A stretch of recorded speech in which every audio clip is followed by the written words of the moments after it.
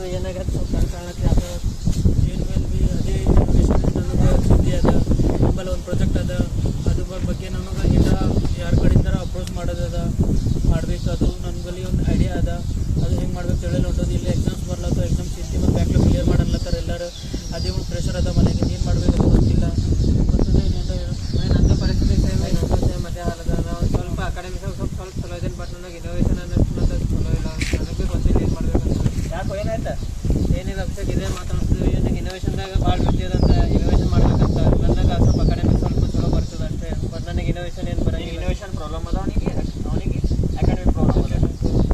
Okay ಇನೆಕ್ಸ್ ಅನ್ನೋದು ಒಂದು platform ಅದ. ಅಲ್ಲಿ ನಿನಗೆ ನೀ ಇನೋವೇಷನ್ ಕಲಿಬೋದು, ಅವನು ಕಲಿಬೋದು.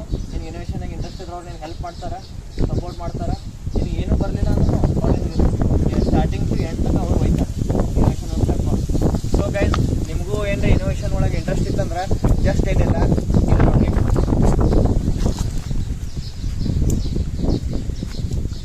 plaironest.com ಅಂತ ಹೋಗಿ ಅಲ್ಲಿ ಜಸ್ಟ್ ಬರತ್ತೆ ಹಿಂಗೆ.